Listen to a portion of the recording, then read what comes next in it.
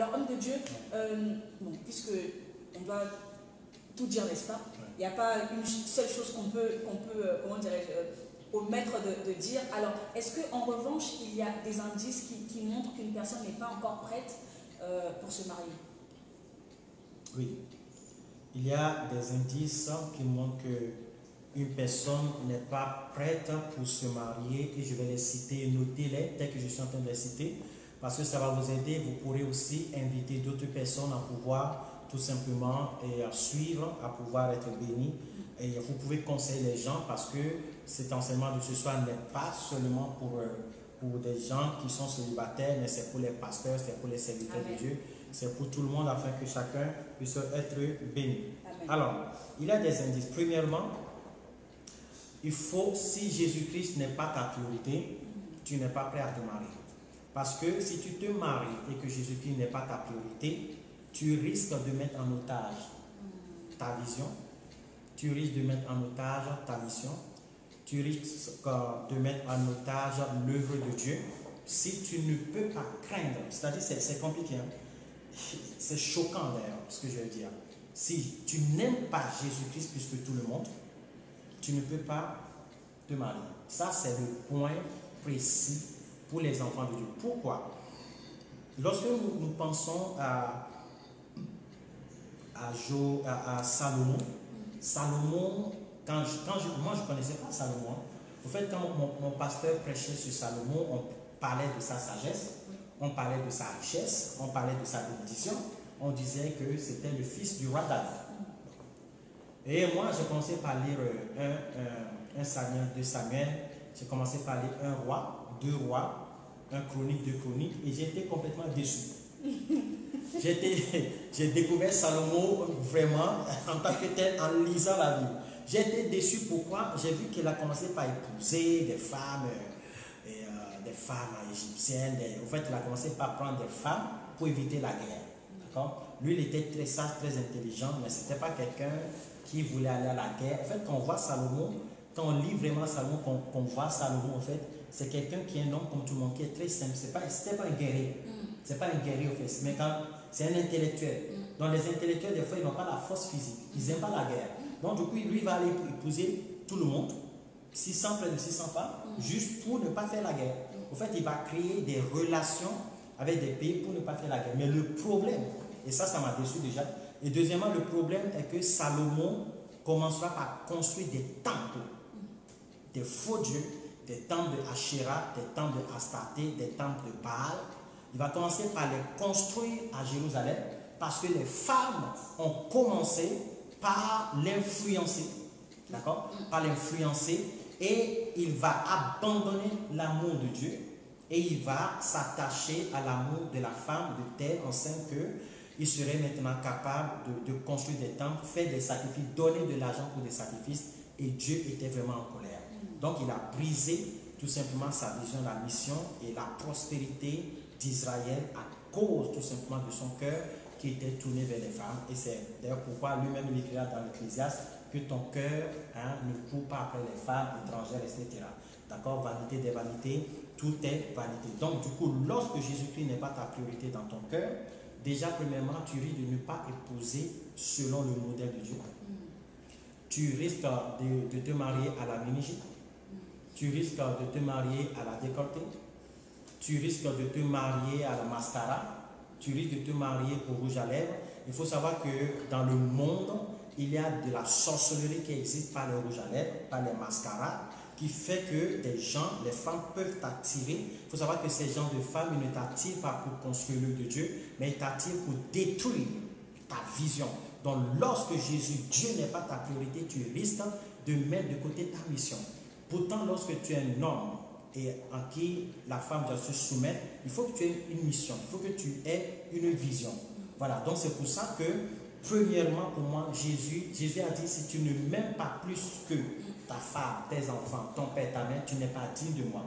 Donc si tu ne peux pas savoir être sûr que ta relation avec Jésus-Christ ne mettra pas en gage l'œuvre de ta relation avec la femme, ne mettant pas en gage l'œuvre de Dieu, premièrement, si Jésus-Christ n'est pas ta priorité, si tu n'es pas sûr que tu as créé une relation intime avec le Seigneur Jésus, ne va pas essayer. Pareil pour les femmes, un homme peut venir, avant tu n'allais pas en boîte de nuit, tu tombes sur un homme voyou qui va dire maintenant nous allons fumer la chicha, nous allons fumer la drogue, et ensuite tu vas commencer par t'entraîner en boîte de nuit, par t'entraîner à faire des choses de ce monde, c'est que tu n'es pas prêt vraiment à te marier. Deuxièmement, tu ne peux pas mettre ta relation avec Dieu en otage. Troisièmement, on ne peut pas t'influencer d'une manière négative. Il y a des personnes, lorsque tu ne peux pas être stable, avoir de la stabilité biblique de la parole de Dieu, avoir la logique de la parole de Dieu, c'est très compliqué. Si on peut t'influencer négativement, ça veut dire que tu n'es pas prêt à te marier. Il faut la stabilité émotionnelle et financière. Très important. La stabilité émotionnelle, c'est quoi? Parce que vous savez, dans le mariage, c'est un lien d'émotion. C'est deux âmes qui deviennent une seule chair. D'accord? Et dans le mariage, il y a des disputes. Dans le mariage, il y a des reproches. Dans le mariage, il y a des concessions. Dans le mariage, il y a des j'aime ça, j'aime pas ça. Mais si tu es quelqu'un, tu n'es pas stable émotionnellement, que lorsqu'on te réprimande, lorsqu'on te dispute, tu veux te suicider. Lorsqu'on n'est pas d'accord avec toi, tu te décourages, tu n'as plus la force d'avancer, tu deviens tout simplement, tu prends en otage l'émotion, d'accord? Tu fais des prises d'otage émotionnelles. Il y a des hommes comme ça, il y a des femmes comme ça qui menacent tout simplement la femme, qui menace l'homme pour dire que, écoute, si tu cries encore sur moi, moi je vais me suicider. Si tu cries encore sur moi, si tu fais ceci encore, moi je ne ferai plus cela. Donc, si tu es une personne qui met en otage, qui fait des chantages émotionnels, tu n'es pas prêt à te marier. Si tu n'es pas stable financièrement, moi je suis quelqu'un, je dis toujours aux gens, tu n'as pas besoin, vaut mieux te marier avec 10 euros et dans le plan de Dieu que de te marier, que de chercher 100 000 euros avant de te marier. Jamais dans la Bible on a écrit que tu dois faire un grand mariage avant de te marier. Donc, mais quand je parle de la stabilité financière, il faut savoir que cette phrase de nous allons vivre d'amour et d'eau fraîche là, ça c'était avant ça. Je ne sais pas à quelle époque c'était possible, mais ça ne suffit pas aujourd'hui parce que peut-être c'était à l'époque où on pouvait dormir dehors, on pouvait dormir dans des cases, hein. On pouvait être dans une forêt, on cultive la terre, on mange des fruits et légumes, on a sa case. Oui, là on est bien parce que la nourriture quotidienne est pourvue, on peut manger, on prend soin des enfants, il n'y a pas de problème. Mais je vous promets quelque chose, nous sommes dans une société où ce n'est plus une société de troc. C'est-à-dire que ce n'est plus je te donne l'igname et toi tu me donnes la banane. Non, c'est une société où tu me donnes l'argent, je te donne la banane. Tu me donnes l'argent, je paie le loyer. Et tu ne peux plus dormir dans une case dehors. En fait, même si tu aurais un terrain, tu ne peux plus construire n'importe comment. Tu ne peux plus faire comme tu veux, tu ne peux que construire selon ce que l'État te donne de construire. Qu'est-ce que je veux dire par là? Si ta stabilité financière ne permet pas au couple d'être bien, je ne demande pas non plus de se marier. Je connais une femme qui s'est mariée avec une personne qui n'a pas d'argent et qui paraît plus heureuse que si elle était mariée avec quelqu'un qui aurait beaucoup plus d'argent parce que l'autre peut-être n'avait pas beaucoup de bon caractère. Donc il faut cette stabilité financière, il faut être sûr que financièrement, vous pouvez quand même payer un toit, vous pouvez quand même manger. Au fait, le strict minimum quoi. Et que si vous avez des enfants, vous êtes capable de pouvoir prendre soin de ces enfants. Là, tout simplement, si vous n'avez pas encore cette stabilité financière, vaut mieux ne pas se précipiter au mariage, vaut mieux mettre tous ses efforts à trouver du travail, à créer son entreprise ou à faire quelque chose avant de pouvoir se marier. Et la stabilité émotionnelle, les reproches ne doivent pas être un sujet de guerre pour toi. Si tu vois que quand tes parents te font des reproches, si tu es une personne, tu n'arrives pas à respecter tes parents, tu ne respecteras pas ton mari. Si tu es une personne, tu n'honores pas ta mère, tu ne pourras pas honorer ta femme. Donc du coup, le principe d'honneur commence par son père et sa mère. Donc si tu es une personne qui est, par exemple, qui n'a pas d'honneur à l'intérieur de toi, tu auras du mal à te marier. Si tu es une personne qui a du mal au pardon, parce qu'un mariage de succès, c'est un mariage où les deux apprennent à se pardonner. Dans un mariage, lorsque les deux sont de grands pardonneurs, un mariage qui réussit, c'est l'union de deux grands pardonneurs. Alors si tu es une personne, Jésus a dit de pardonner, d'oublier, et si tu ne sais pas comment pardonner, eh bien tu n'es pas prêt à te marier. Si tu as le j'ai toujours raison, la Bible dit deux personnes ne peuvent pas marcher ensemble s'ils ne se confortent pas, s'ils ne se concertent pas. Donc si toi tu es une personne égocentrique, tu as toujours raison, tu n'es pas prêt à te marier. En fait, tout ce que je suis en train de citer, ce ne sont pas des points de jugement, mais plutôt ce sont des points que chaque personne devrait travailler avant de vouloir se marier. Il y a donc ça, et j'ai toujours raison, il faut travailler ça. Il y a la fidélité. Si tu n'es pas une personne qui est fidèle, tu avais l'habitude de courir après toutes les femmes ou tous les hommes, tu n'es pas prêt ou prête à pouvoir se marier. Parce que si avant le mariage, tu ne sais pas être fidèle, pendant le mariage, tu ne sauras pas être fidèle. Donc il faut travailler sur la fidélité envers Dieu et la fidélité envers soi-même, la fidélité sur ses paroles quand on dit quelque chose, il faut le faire, et la fidélité. Il faut, et si vous voyez que vous n'êtes pas amoureux, beaucoup de personnes se marient sur des faits, des fois prophétiques, et ça, on en parlera. Si vous n'êtes pas amoureux là, ne courez pas après le mariage parce que ça risque de faire des dégâts. Mais ça, on en parlera plus tard. Si vous ne voulez pas vivre ensemble, d'accord? Et il y a des gens, ils ne sont pas prêts à vivre ensemble. Même quand on voit dans la loi française, vous êtes mariés quand vous vivez sur le même toit, sous le même toit. Vous avez une seule adresse, l'adresse maritale. Si vous n'êtes pas prêt à vous marier, si vous n'êtes pas prêt à vivre ensemble, si tu n'es pas prêt à vivre avec quelqu'un, tu ne peux pas te marier. Si tu ne te supportes que toi seul, tu ne peux pas te marier. Tu n'es pas prêt au mariage. Si tu es égocentrique, tu penses qu'à toi, égoïste, le mariage, c'est deux personnes. Je te donne, tu me donnes. Je suis heureux en toi. Quand tu es heureux, c'est moi qui suis heureux. Et tu me rends heureux quand toi, tu es heureuse. Donc, et si tu n'es pas prêt à ça, tu ne peux donc pas être marié. Quand tu es seul, tu es très fort. Mais lorsque tu es avec elle, tu es faible. Parce que la Bible dit, deux valent mieux qu'un seul. Voilà, si un tombe, l'autre le relève. Donc, si vous deux ensemble, vous n'êtes pas forts,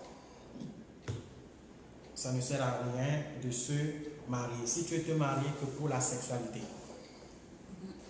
et si tu veux te marier que pour le sexe, parce que malheureusement, aujourd'hui, beaucoup de personnes se marient que pour le sexe, il faut que tu sois certain que ton mariage n'est pas basé que sur la sexualité. Si toi, tu es pressé à te marier que pour la sexualité, pareil, tu n'es pas prêt à te marier. J'espère que j'ai répondu à la question. Amen. Oui, tu as très bien répondu à la question. Et comment dirais-je? Très bien. Alors, je vais d'abord vous raconter une petite anecdote parce que l'homme de Dieu disait il racontait qu'il s'était marié jeune, que nous sommes mariés jeunes, n'est-ce pas? Alors, lorsqu'on était, fiancés, et à un certain moment,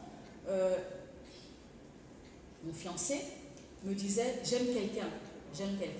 Étant fiancé, si ton fiancé te dit j'aime quelqu'un, ben, toi tu t'attends à ce qu'il te dise ben, c'est toi, n'est-ce pas?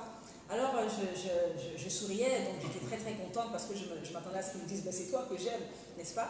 Il disait j'aime quelqu'un. Ok, donc moi j'étais très impatiente de savoir qui c'est. Et après il me disait ben, j'aime Jésus. J'aime Jésus. Ouais, c'est vrai. Alors, dans mon cœur, c'est pas que j'étais déçue, mais mon cœur était un peu partagé, mais quand même 51%, comment dirais-je, mon cœur était dans la joie parce que je choisissais quelqu'un qui aimait plus Dieu que moi, n'est-ce pas? Ma peur était de tomber sur une personne qui m'aimait plus que Dieu, n'est-ce pas? Mais comme je suis tombée sur une personne qui aimait plus Dieu que moi, alors ça m'a rassurée dans ma marche avec mon fiancé à l'époque, n'est-ce pas? Voilà, donc c'est ce que je voulais vous raconter, mais vraiment... Ça m'a choqué, parce que moi je dis souvent ça, et toi tu en parles de temps en temps. Oui, effectivement, je me rappelle que je disais j'aime quelqu'un. J'aimais bien dire que j'aimais Jésus. J'aime quelqu'un, et je me rappelle, tu disais c'est qui? Et puis moi je disais j'aime Jésus. C'est vrai. Alors, homme de Dieu, une question qui est très très très récurrente et qui a posé d'énormes dégâts dans la communauté chrétienne. Alors, marié suite à une prophétie. Quelqu'un peut écrire prophétie. Est-ce qu'il y a une personne qui peut écrire prophétie, s'il vous plaît? Et je voudrais...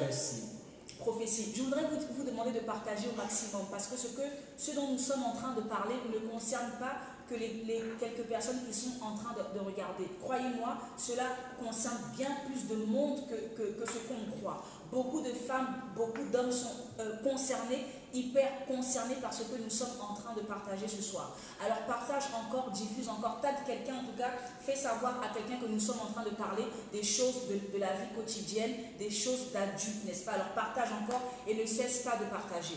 Alors homme de Dieu, marié suite à une prophétie. Quelqu'un peut écrire prophétie, s'il vous plaît. Le mariage n'a pas tenu car personne n'avait la conviction qui fait durer un couple. Alors, ma question la voici. Peut-on se marier suite à une prophétie d'un homme de Dieu ou bien suite à une prophétie de quelqu'un? Homme de Dieu. Oh, Seigneur, bon. Et ce que je voulais dire ici, moi, j'aime la prophétie. J'aime énormément, j'aimerais vous dire, j'aime énormément le prophétique. Parce que quand Dieu parle, ça console tout de suite. Lorsque tu es dans des problèmes, tu es dans des questionnements, quand Dieu te parle, tu es heureux tout de suite. C'est plus fort que la thérapie. C'est plus fort que le psychiatre. C'est plus fort que le psychologue. C'est plus fort que le coach. Parce que quand Dieu te parle, tu le sais qu'il te connaît. Tu le sais, je sens l'onction en parlant. Mais à un moment donné de ma vie, du ministère, j'étais obligé de dire, arrivé sur une terre missionnaire, pour le moment, tant que je n'ai pas fait de formation sur le prophétique, personne ne prophétise dans cette église. C'était difficile et certaines personnes ne comprenaient pas. Donc certaines personnes venaient et ils voulaient toujours prophétiser. Ils ne comprenaient pas pourquoi dans l'église d'Avistom, on ne pouvait pas prophétiser. Pourquoi? Je vais dire quelque chose qui peut faire de la peine aux gens. Je suis désolé de vous dire. Aujourd'hui, il y a plus de faux prophètes que de vrais prophètes. Je peux même dire que si nous sommes à l'époque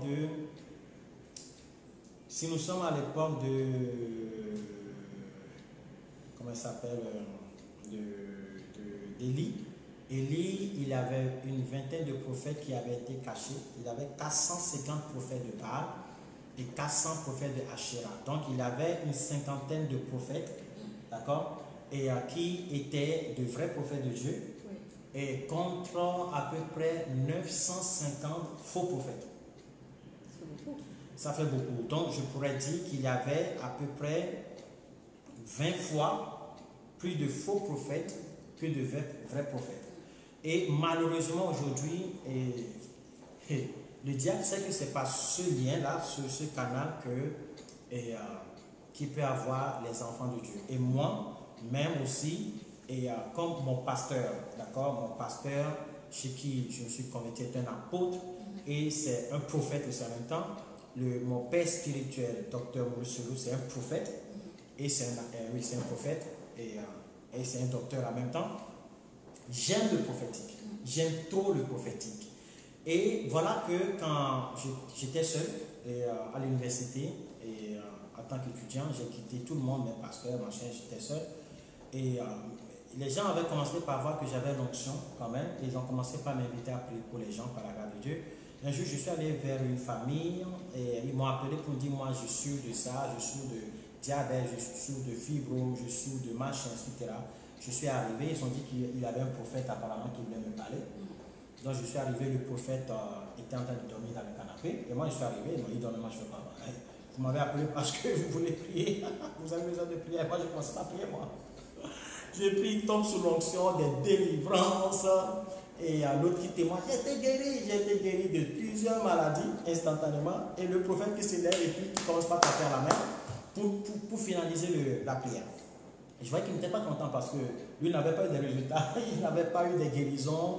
Pourtant, ils avaient fait toute une veille de prière. Puis il a commencé par prophétiser en disant que j'ai péché. J'ai péché.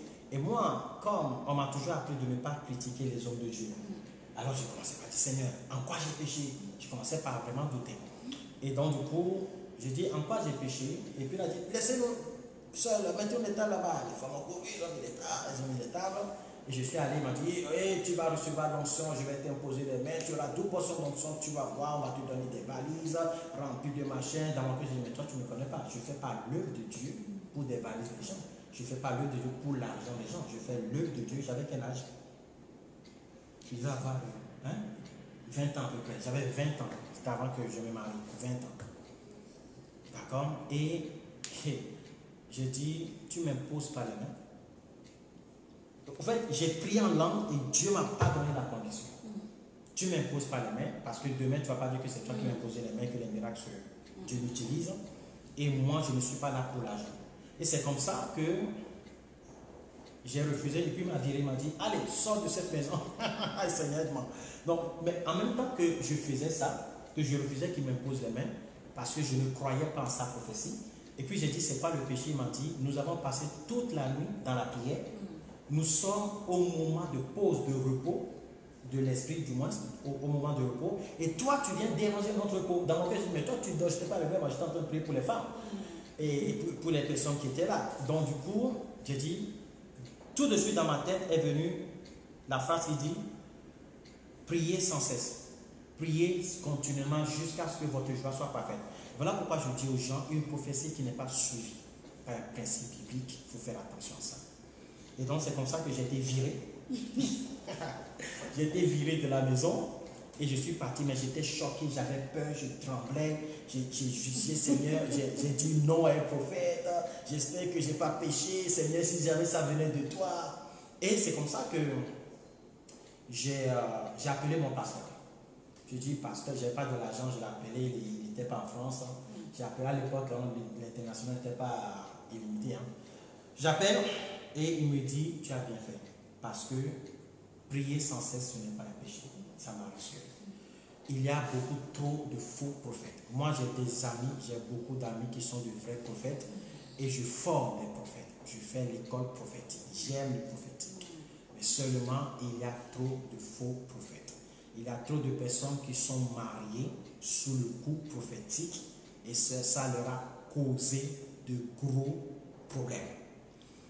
Premièrement, disons que ça ne vient pas de Dieu. Il n'y a pas photo, il n'y a pas de question à poser. Si ça ne vient pas de Dieu, c'est chaotique, catastrophique, méprisable, il faut mettre ça de côté. Maintenant, donc, je suis en train de répondre à la question marié suite à une prophétie. Deuxièmement, et il faut savoir que lorsque Dieu t'amène, parce qu'il y a plusieurs manières de se marier, et j'ai appris à connaître la personne, je suis amoureux, Dieu m'a conduit vers la personne, etc. Maintenant, il faut savoir que dans la Bible, beaucoup se sont mariés prophétiquement. C'est-à-dire, c'est comme d'ailleurs Isaac et Rebecca, c'était prophétique. C'est Dieu qui a choisi Rebecca à Isaac, c'est Dieu qui a choisi Ève à Adam. Abraham avec Sarah, ils se sont mariés avant, ils ne connaissaient pas vraiment Dieu. Nous allons voir qu'il y a des gens qui se marient sans forcément connaître Dieu, que le mariage va très bien. Et il y a d'autres qui se marient sous le coup prophétique, ça va très bien. Mais il y a d'autres qui se marient sous le coup prophétique et ça ne va pas. Pourquoi? Parce que même si Dieu te dit que cette personne est ta femme, l'erreur que font beaucoup de personnes, c'est que Dieu t'a dit que c'est elle pour que tu ne perdes pas le temps envers Dieu à chercher. Maintenant que Dieu t'a dit c'est elle, ça peut encore durer 5 ans, ça peut encore durer 2 ans. C'est-à-dire pour se préparer à s'adapter, à s'emboîter. Parce que le problème, c'est que les gens qui se marient sur j'apprends à te connaître, en fait, il y a des gens qui se marient par coup de foudre. Il y a des gens qui se marient par coup de je suis trop amoureux, mais il y a des gens qui se marient par intérêt. Il y a des gens qui se marient par intérêt professionnel. Je suis avocat, je pense que si je me marie avec une avocate, on a les mêmes points communs au niveau professionnel. Il y a des gens qui se marient. En fait, il y a des gens qui se marient parce qu'ils peuvent partager les mêmes projets. Ils sentent qu'à deux, ils peuvent mieux faire l'œuvre de Dieu. À deux, ils peuvent mieux construire la maison. Ils peuvent mieux construire. En fait, ils peuvent réussir plus facilement avec telle personne que l'autre. Il y a même des gens qui vont se marier avec des gens avec qui ils sont sûrs de réussir qu'avec quelqu'un qui l'aime, mais avec qui il va vivre d'amour et de fraîcheur. peu importe l'un ou l'autre, ce n'est pas à moi de choisir. D'accord? Si je dois conseiller, c'est que la base du mariage, c'est l'amour. Il faut dire. Maintenant, si Dieu montre que c'est telle personne, encore une fois, c'est pour ne pas perdre son temps ailleurs. Mais cela n'empêche pas tout ce que je viens de citer. Jésus-Christ doit être ta priorité. Tu ne peux pas faire de ta relation mettre en otage l'œuvre de Dieu. Tu ne peux pas être influencé d'une manière négative. La stabilité émotionnelle et financière, tu dois accepter les reproches. Les reproches ne doivent pas être un sujet de guerre. Le pardon, ne pas toujours avoir raison, la fidélité. Être amoureux, d'accord, et vouloir vivre ensemble et ne pas se marier pour le sexe. Même si Dieu t'a donné la prophétie que c'est cette femme, si tu n'apprends pas à la connaître, la Bible dit, est-ce que tu me filéo? Jésus vous filéo. Filéo, c'est aimer quelqu'un après que tu aies appris à le connaître. Voilà. Donc, il faut que tu apprennes à connaître la femme en question ou l'homme en question à qui Dieu a dit c'est lui. Il faut que vous vous emboîtez, il faut que vous construisez votre projet. En fait, ça n'empêche pas le fait que même si Dieu a dit c'est lui, de faire ce travail. Parce que le problème, je vais vous dire quelque chose. 40% non, même plus des fois, des gens qui sont mariés sur des Dieu m'a dit ont abouti au divorce. Et moi, j'en connais personnellement 3 personnes qui ont dit Dieu m'a dit, qui ont quand même divorcé. Et quand ils étaient en train de divorcer, il y a un qui est même pasteur. Quand il a divorcé, il a dit, ah, c'était moi qui l'aimais, lui, il ne m'aimait pas. Donc, on trouve toujours des raisons. Et l'autre, c'était que une femme m'appelle un jour à Paris pour me dire, pasteur, je ne suis pas mariée à la mairie, je suis mariée juste à l'église. Si je divorce, ce n'est pas grave. Je dis, mais le jour où tu te mariais à l'église, tu te disais que tu te mariais ou tu ne te mariais pas? Il m'a dit, ah si, je disais que je me mariais. Je dis, quand tu te mariais, comme j'ai l'onction prophétique, j'ai dit, quand tu te mariais, tu ne te disais pas que c'était Dieu qui t'a dit que c'est lui? Oui. Pourquoi aujourd'hui tu es divorcé? Donc, il y a beaucoup de personnes, des fois, qui se trompent, qui ont la conviction comme quoi c'est Dieu qui a dit, mais c'est le diable qui joue avec les émotions. Moi, j'ai connu 2 femmes qui ont voulu se marier avec le même pianiste et que les 2 ont dit Dieu m'a dit. Donc Dieu ne peut pas dire à 2 femmes d'aller épouser une seule personne, sauf si Dieu validait dans ce cas de la polygamie. Ouais, donc il faut faire très attention avec Dieu m'a dit. Il ne faut pas que ça soit émotionnel, que ça soit les émotions. Il faut être sûr que ce ne sont pas les émotions qui vous poussent à faire ça. Et même si ce n'est pas prophétie, même si c'est un prophète qui est venu te dire, cela n'empêche pas qu'il faut faire tout ce travail. Parce que si la personne que tu lui as posée n'est pas fidèle, la personne que tu lui as posée n'est pas quelqu'un qui demande le pardon, qui aime pardonner, ton mariage sera un mariage douloureux. Et surtout si Dieu t'a dit et que vous n'avez pas fait le travail, que tu n'as pas appris à le connaître, que tu ne t'es pas préparé aux difficultés qui peuvent survenir pendant le mariage, mais lorsque ça viendra, tu seras choqué. Et je vais dire aux gens que les mariages basés sur Dieu m'a dit sont des mariages des fois les plus difficiles. Parce que ce n'est pas venu par amoureux. Dieu a dit à un prophète d'aller épouser une prostituée. Donc ce n'est pas facile à l'époque d'aller épouser une prostituée. On te lapide, donc tu fais honte. Mais Dieu a dit, va, tu dois épouser une prostituée parce qu'il disait que Israël s'est prostitué avec des faux dieux. Mais moi, je ne t'abandonne pas, je veux t'épouser. Donc c'était un fait prophétique. Mais le prophète est parti épouser la prostituée. Tout le monde est passé par là. Et toi, prophète, homme de Dieu, tu épouses une prostituée. Donc, les mariages basés sur les Dieu m'a dit ne sont pas forcément des mariages sains. Mais si Dieu a dit Dieu m'a dit, c'est parce qu'il sait qu'il y aura des difficultés, mais que tu dois tenir bon. Tu dois vraiment tenir bon. Donc, faites attention, si votre mariage est basé sur le prophétique, sachez que ça peut ne pas être un mariage du tout facile. Donc, vous devez être prêt à payer le prix, d'accord, et prêt à faire des choses convenablement. Et surtout, à bâtir la maison, c'est-à-dire arriver à s'aimer, arriver à construire ensemble, à mettre en place des projets ensemble avant le jour du mariage. Si l'homme en question n'est pas prêt à changer, en tout cas même si Dieu a dit là, tu vas attendre jusqu'à ce qu'il change, tu vas attendre jusqu'à ce qu'il aime Dieu, parce que sinon ça peut devenir très, très compliqué. Il y a beaucoup de choses à répondre à ça, mais le temps va passer, donc j'espère que les gens ont compris à peu près ce que je voulais dire. Alors, je vais rajouter justement deux choses par rapport à ça, nom de Dieu, et tu pourras justement confirmer. Par rapport à, tu disais que si, même, quand bien même Dieu parle à une personne, ben, la personne peut attendre encore 1 an ou 2 ans ou 5 ans. Ce n'est pas forcément parce que Dieu t'a parlé aujourd'hui que tu vas aller voir la personne pour dire écoute, moi, Dieu m'a parlé, donc c'est toi, c'est toi. Ben, peut-être que Dieu n'a pas parlé à la personne, peut-être, et c'est comme tu disais, si bien c'est pour que toi tu puisses te préparer à être la femme d'eux ou bien le mari d'eux, et que tu puisses agencer ce qui ne va pas encore dans ta vie, que tu puisses régler ce qui ne va pas encore, etc. Donc ce n'est pas que Dieu t'a parlé tout de suite et tout de suite tu t'en vas également voir l'autre pour lui soumettre la chose. Ça, beaucoup de personnes ont fait ça et ça a apporté beaucoup de problèmes justement. Et en fait, pour moi, il y a des procédures. Il faut que les gens comprennent que un père spirituel, c'est-à-dire un pasteur, n'est pas là pour ton malheur.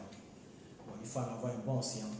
Et en fait, dans l'optique du mariage, il faut parler à la femme du pasteur, il faut parler au pasteur, il faut parler au référent, il faut parler au responsable, parce qu'ils sont là pour toi. Un vrai pasteur ne voudra jamais ton mal. Voilà. Donc, lorsque, même si Dieu a dit, ne cours pas, va pas sauter sur le frère ou la soeur pour dire, va voir le pasteur, va voir les responsables, prie et puis demande le chemin de Dieu pour aller dire. Parce que certains se sont comment dirais-je, ont fait des erreurs, ils se sont engouffrés eux-mêmes dans des liens, ils sont partis sauter sur le frère ou la soeur. Dieu m'a dit que tu es ma femme. Eh bien, la femme les a envoyés balader. D'accord? Et certains aussi mettent en otage l'autre pour dire que Dieu m'a dit, tu es ma femme, je viens. Et si la femme en question qui est en face est bébé spirituel, et ben, elle va dire, ok, d'accord, Dieu a dit, tu es ma femme, donc ok, d'accord, ben, je vais t'épouser. Voilà, il y a aussi des gens qui font ce genre d'erreurs, il faut vraiment faire très attention. Il y a des procédures selon l'église dans laquelle vous êtes. Suivez bien les procédures du mariage. Donc, ce n'est pas parce que Dieu t'a dit que tu vas sauter sur la personne pour lui dire il faut prier et il faut machiner et attendre le bon moment pour dire que voilà, moi j'avais reçu que tu devrais être ma femme. Merci de Dieu. Et la deuxième chose que je voulais rajouter, c'est par rapport à si jamais un homme de Dieu ou bien une personne, une autorité spirituelle donne une prophétie à un couple, à un homme et une femme, comme quoi je vois ou je ressens bien, voilà, Dieu m'a dit que vous allez vous marier, ça. Je pense qu'on doit quand même leur dire aux téléspectateurs de prier quand même parce que c'est eux qui vont vivre la chose. Quand bien même l'homme de Dieu a reçu bien la servante de Dieu, bien qui que ce soit a reçu pour eux, et bien, comment dirais-je, eux, à leur tour, ils doivent aussi aller dans le lieu secret pour prier, pour demander la confirmation que l'homme de Dieu ou la personne a reçu, elle, comme il n'y a qu'un seul Saint-Esprit, donc de demander également que le Saint-Esprit puisse les convaincre eux aussi que c'est réellement cet homme ou cette femme. Pourquoi je le dis? Parce que nombreux sont ceux qui après diront ah, de toutes les façons, c'était pas moi, hein, c'était l'homme de Dieu tel qui nous a mariés, qui a dit que c'était toi, c'était moi. Ah, c'était la prophétesse un tel, ah, c'était le pasteur un tel, ah, c'était l'évangéliste un tel, ah, c'était le docteur un tel, ah, c'était le. Donc, comme l'être humain aime bien mettre le tort sur quelqu'un, donc assurément, ils vont mettre le tort sur la personne. Il faut assumer sa responsabilité. Même si la prophétie venait d'en haut, il faut assumer. Il faut assumer que oui. Et moi aussi, j'ai reçu que c'était Dieu qui a dit, j'ai reçu la conviction que c'est mon mari, que c'est ma femme, et là on y va. Il ne faut pas tout simplement dire tout simplement que je me suis marié parce que quelqu'un a dit Dieu m'a dit. Non, parce que quand il y aura des problèmes, tu trouveras l'issue du secours, tu diras c'est pas de ta faute. Alors que non, tu dois être responsable de ton mariage.